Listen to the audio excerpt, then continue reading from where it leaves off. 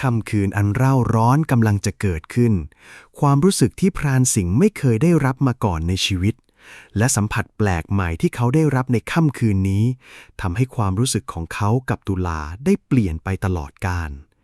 เสียงตะกุกตะกักดังออกมาภายในบ้านไม้ยกสูงชานป่าบรรยากาศเยือกเย็นปกคลุมอะไอตุลาช้าๆก่อนนอนให้กูได้ตั้งตัวก่อนดีวะเสียงพรานสิงห์เร้นรอดออกมาเบาๆภายในห้องสี่เหลี่ยมเล็กๆไม่นานนักเสียงนั้นก็เงียบหายไปได้ยินเพียงเสียงหายใจแรงของพรานสิงห์ที่โดนคนตัวเล็กลุกล้ำอาณาเขตห่วงห้ามเข้าไปภายในเป็นที่เรียบร้อยรั้วลวดหนามที่กั้นความเป็นส่วนตัวได้พังทลายลงต้นหญ้าที่เขียวชอุ่มขึ้นหนาทึบโดยมีแม่วัวนอนเอกเขนกอ้วนท้วนสมบูรณ์ตัวใหญ่นอนหลับตาปีอย่างสบายอารมณ์โดยมีลูกวัวตัวน้อยกำลังดูดนมกินอย่างอร่อยน้ำนมสีขาวข้นติดตามขนปากของลูกวัวตัวน้อยหยาดเยิ้มหยดย้อยเสียงดังจุ๊บจับจุ๊บจับลมพัดเย็นไหลจากเทือกเขาลงมาปกคลุมภายในหมู่บ้านน้ำค้างเกาะใบหญ้าอ่อนแสงแดดอ่อนๆเริ่มโผล่พ้นขึ้นจากขอบฟ้านกร้องเจี๊ยวจ้าวบินสู่ท้องฟ้าบ่งบอกให้รู้ว่าได้เวลาออกหากินเริ่มต้นวันใหม่ที่สดใสแสงแดดยามเช้าสาดส่องลอดผ่านรอยต่อของฝาผนังไม้ไผ่เข้ามาตกกระทบบนผืนเสื่อที่ยังคงอบอุ่นไปด้วยไออุ่นของค่ำคืนอันเร่าร้อนกลิ่นอายความสุขและความเหนื่อยอ่อนยังคงจางๆอยู่ในอากาศหลังจากผ่านพ้นรัตติการที่ยาวนานและดุเดือดโดยที่ความร้อนระอุบนที่นอนยังไม่ทันได้จางหายไป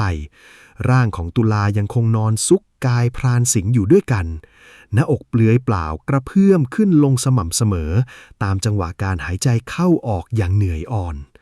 ตุลาค่อยๆกระดุกกระดิกเบาๆด้วยความเมื่อยเตรียมจะดันกายลุกขึ้นจากที่นอนเพื่อไปจัดการธุระส่วนตัวถ้าแต่ว่ายังไม่ทันที่จะยันตัวลุกขึ้นจากอกกล้ามเนื้อแน่นมือหยาบกร้านหนาหนักของนายพรานหนุ่มก็เอื้อมพรวดคว้าหมับเข้าที่เอวบางดึงรั้งร่างของเด็กหนุ่มกลับเข้าสู่อ้อมอกแกร่งตามเดิมอย่างรวดเร็วพร้อมกับส่งเสียงหัวเราะพึงพอใจในลำคอพรานสิงห์โน้มหน้าเข้าไปกระซิบชิดใบหูที่แดงกำแววตารื่นเริงจะรีบหนีไปไหนวะไอตัวแสบไม่คิดจะอยู่รับผิดชอบความรู้สึกของกูหน่อยเลยหรือไง ตุลาขยับตัวยุกยิกยกมือขึ้นดันแผงอกอีกฝ่ายเบาๆชำเลืองมองด้วยหางตาผมก็จะลุกไปอาบน้ำสิครับตัวเหนียวเหนอะหนะไปหมดแล้วเนี่ยเมื่อคืนตอนดึกๆจะขอลงไปอาบน้ำแก้ร้อนสักหน่อยพี่ก็ดื้อดึงไม่ยอมให้ผมไปตอนนี้เหม็นกลิ่นสาบหนุ่มปลาจนตัวผมจะติดกลิ่นพี่อยู่แล้วเนี่ยพรานสิงห์หีตามองด้วยแววตาเจ้าเล่ห์ยิ้มกริ่มมุมปากเอานะจะรังเกียจกลิ่นเหงื่อกลิ่นกายกูไปทำไมวะกว่าจะได้กลิ่นไอความเป็นชายชะกันระดับนี้ติดตัวไม่ใช่ว่าจะหากลิ่นหอมๆแบบนี้ได้ง่ายๆนะเว้ย พรานสิงห์จ้องมองเด็กหนุ่มด้วยสายตาเย้ายวนเกินพิกัดชายผู้ที่ไม่เคยอ่อนหวานกับใครมาก่อนในชีวิตกลับรู้สึกติดตรึงใจกับบทเรียนเมื่อคืนอย่างถอนตัวไม่ขึ้นว่าแต่อิ่มอกอิ่มใจดีไหมวะกับสิ่งที่กูจัดให้ตามคำเรียกร้องเมื่อคืนนี้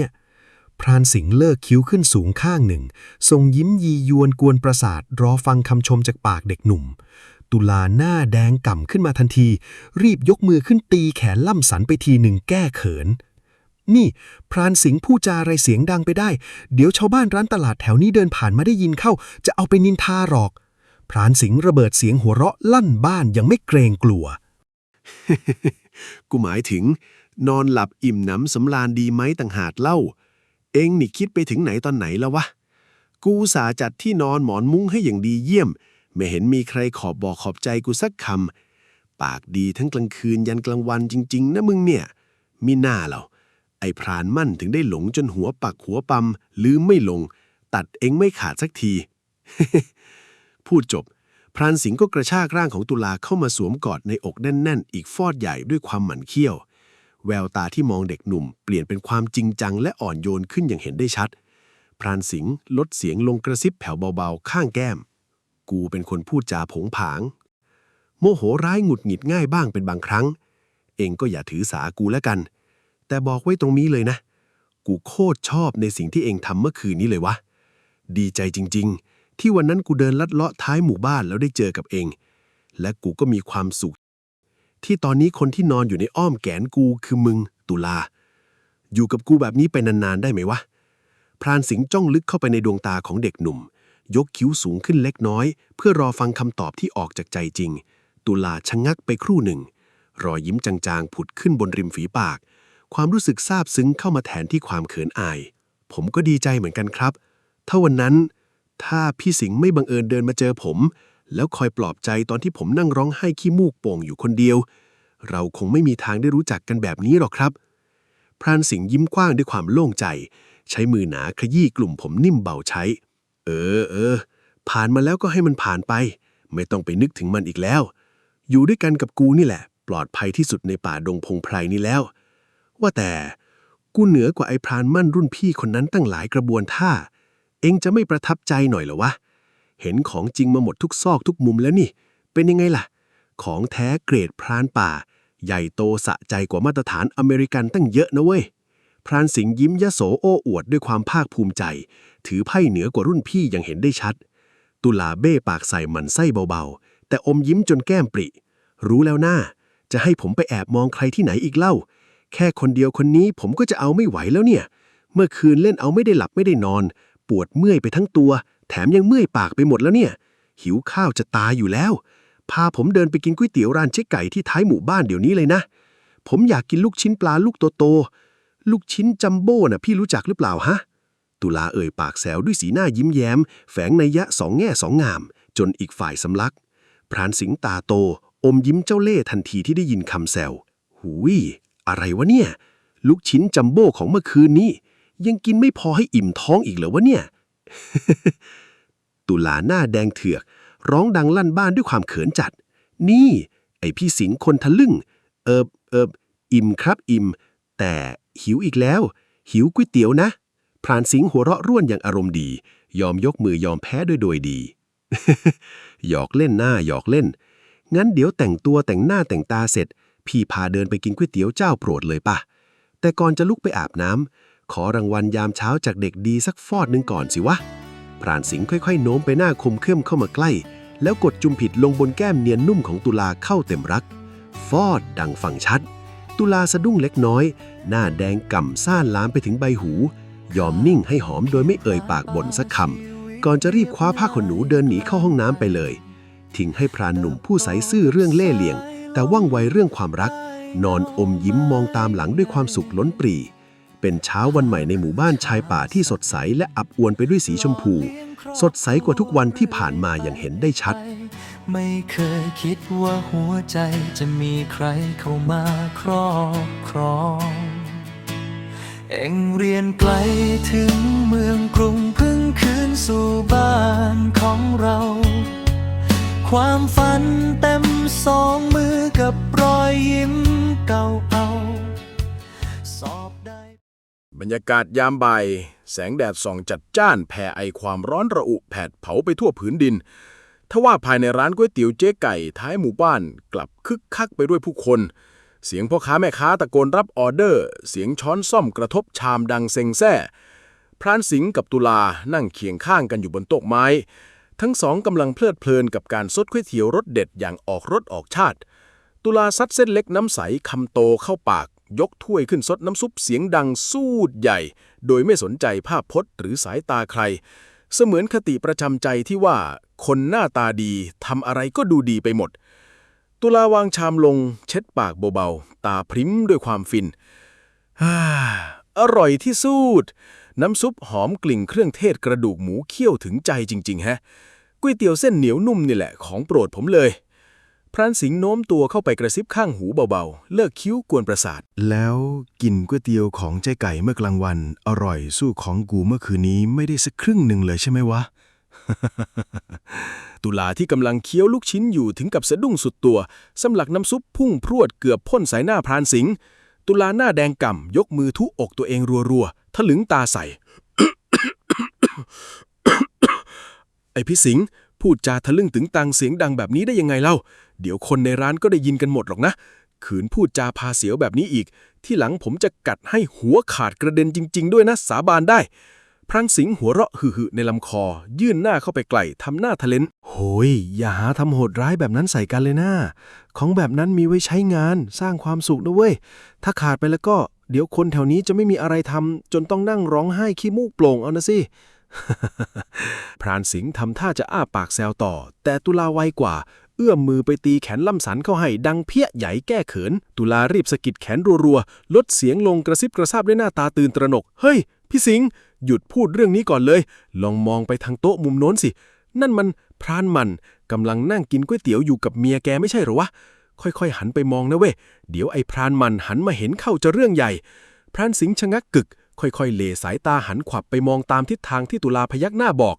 ทันทีที่เห็นร่างของพรานหมั่นนั่งหน้าบึงอยู่กับภรรยาที่โต๊ะอีกฝั่งหนึ่งสีหน้าของพรานสิงห์ก็เปลี่ยนเป็นความเคร่งเครียดจริงจังขึ้นมาทันทีพรานสิงห์ตาโตขมวดคิ้วมุ่นจนเป็นปมใช้นิ้วชี้หน้าดุเสียงเข้มดุดันไอ้ตุลามึงอย่าแม้แต่จะคิดหันไปสบตาหรือส่งยิ้มหวานเด็ดขาดนะเว้ยกูสั่งห้ามเด็ดขาดห้ามไปยุ่งเกี่ยวอะไรกับมันอีกเป็นอันขาดจำไว้มีกูคนเดียวก็เกินพอแล้วแววตาดุดันและน้ำเสียงจริงจังของพรานสิงห์ทำเอาตุลาสะดุ้งหยงหัวใจกระตุกวูบก่อนจะคลี่ยิ้มเจือนออกมาแก้สถานการณ์ตุลาอมยิ้มบางๆชำเลืองมองด้วยแววตาหยอกล้อแหมคิดมากไปได้นะพี่สิงห์แค่พี่สิงห์คนเดียวในชีวิตตอนนี้ผมก็จะรับมือไม่ไหวอยู่แล้วเนี่ยตุลาช้อนตาขึ้นสอบกับในตาคมกริบแววตาสอบประกายแผงความในชวนหมั่นไส้นี่แอบหึงผมอยู่หรือไงเนี่ยฮึ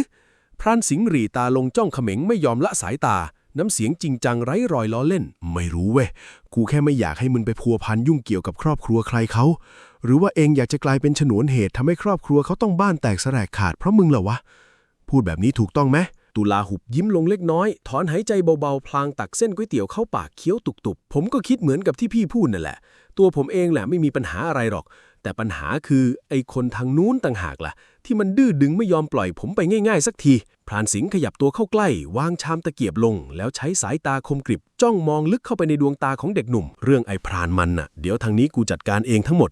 เองมีหน้าที่อยู่เฉยๆไม่ต้องเข้าไปยุ่งเกี่ยวหรือเสนอหน้าไปคุยกับมันอีกเข้าใจที่กูพูดไหมไอ้ตุลาน้ำเสียงเข้มงวดออกคำสั่งเด็ดขาดของนายพรานหนุ่มแสดงความเป็นเจ้าเข้าเจ้าของอย่างชัดเจนตุลาพยักหน้ารับด้วยความจำยอมอย่างคนเข้าใจและรู้หน้าที่ความจริงจังและความหวงแหนของพรานสิงห์ทำให้ตุลาแอบอมยิ้มกริ่มในใจด้วยความพึงพอใจท่ามกลางบรรยากาศร้านก๋วยเตี๋ยวที่อบอวลไปด้วยสายตาคู่คมที่คอยเฝ้าระวังไม่ให้ใครหน้าไหนกล้าเข้ามาแตะต้องคนของใจแม้แต่ก้าวเดียว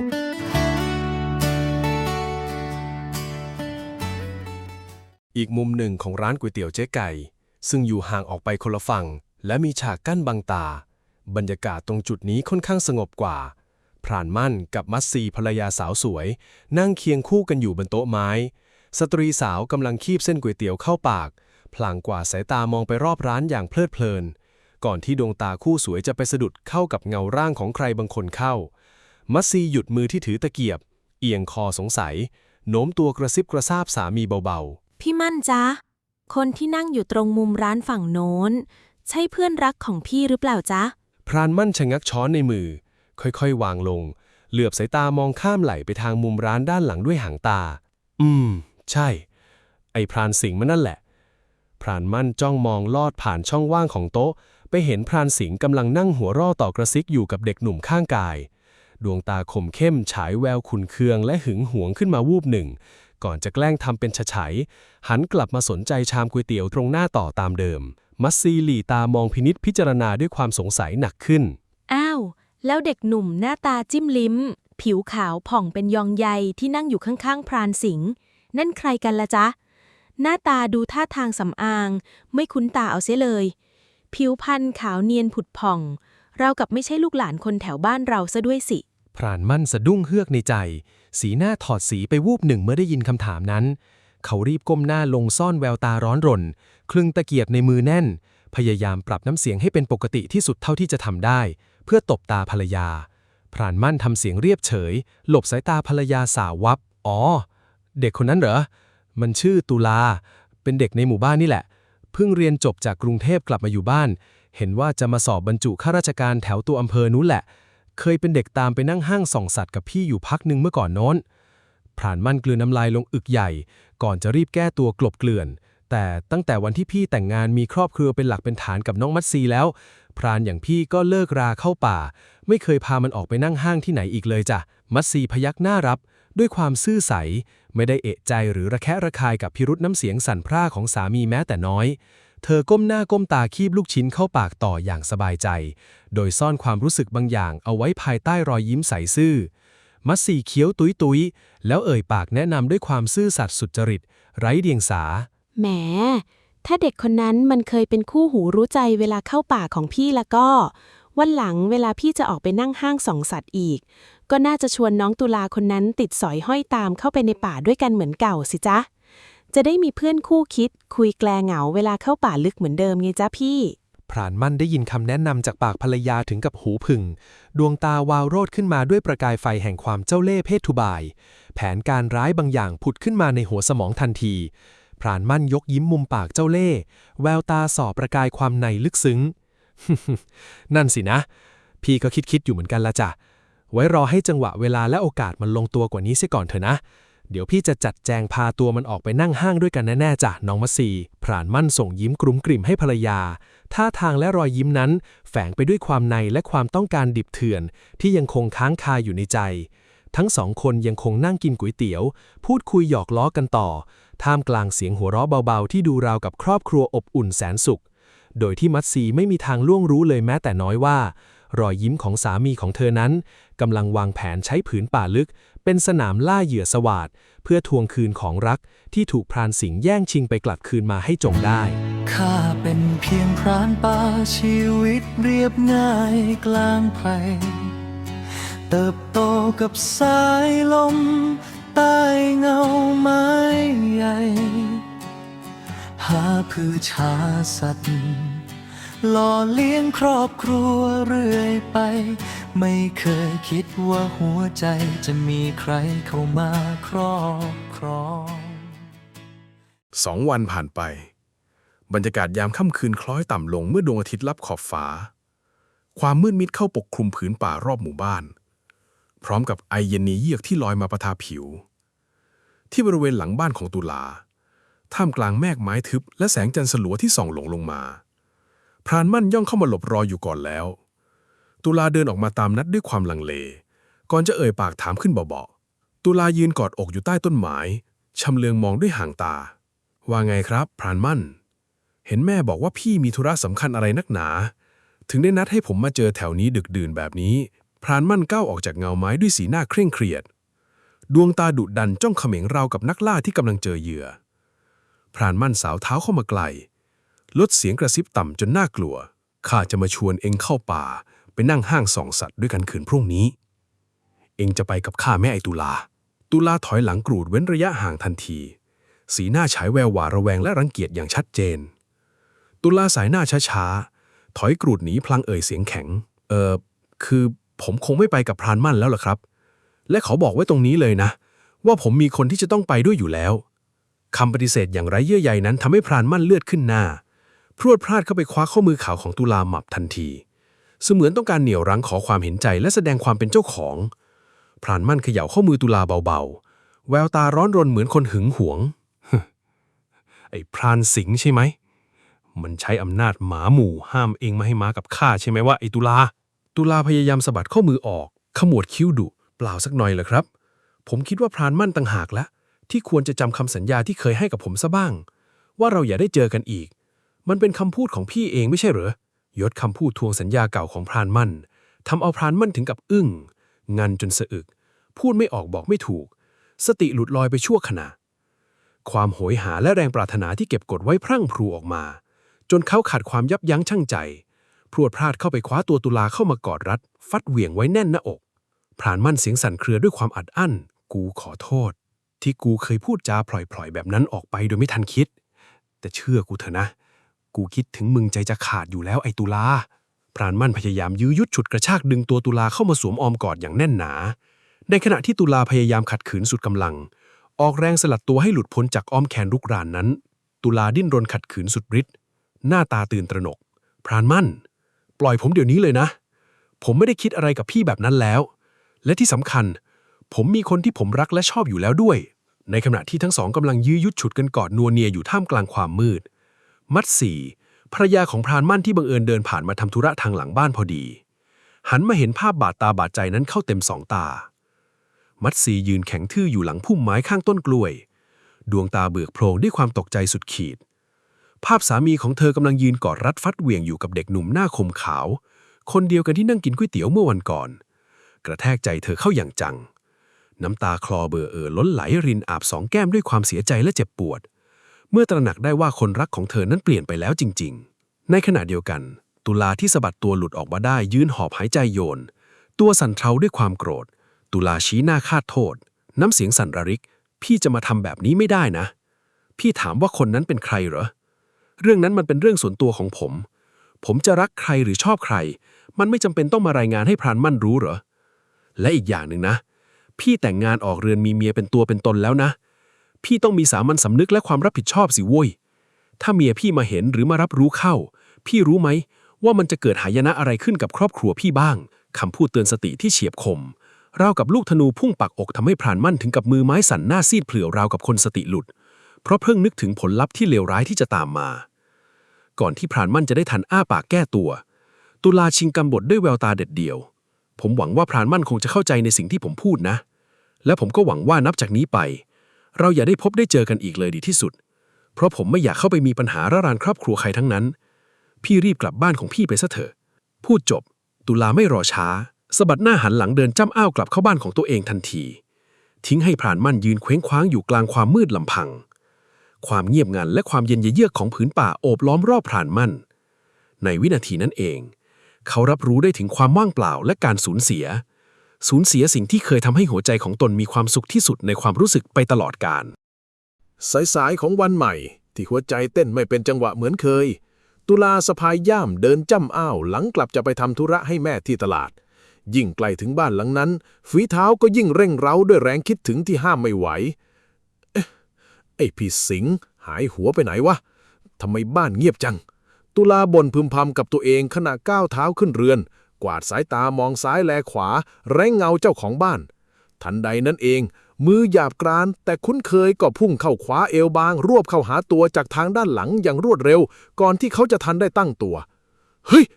ตุลาสะดุ้งสุดตัวหัวใจหล่นไปอยู่ตะตุ่ม ว่ายังไงไอ้ตัวดีได้ยินข่าวว่ามีคนไปหาที่บ้านคุยกันรู้เรื่องหรือยังพรานสิงห์กระซิบชิดริมหูน้ำเสียงทุ้มต่ำเจือแววเจ้าเล่ห์ลมหายใจอุ่นๆเป่ารถต้นคอจนตุลาขนลุกสู้ทำไมอยากรู้ล่ะอยากรู้ไปซะทุกเรื่องเลยนะเป็นอะไรกันกับผมถึงอยากจะรู้ฮะไอพี่สิงห์ตุลาพยายามบิดตัวหนีแต่ถูกวงแขนแกร่งรัดแน่นขึ้นกว่าเดิมพรานสิงห์ก้มหน้าลงมาซ้อนชิดแววตาคมกริบจ้องมองนิ่งก่อนจะยกยิ้มมุมปากยังเหนือกว่าจะให้ตอบว่ายังไงดีล่ะเอ็งเห็นของกูทุกซอกทุกมุมซะขนาดนั้นจะให้กูตอบว่ายังไงดีเป็นแฟนเลยดีไหมฮะได้ยินใครบางคนพูดว่ามีคนที่ผมชอบอยู่แล้วใครนะ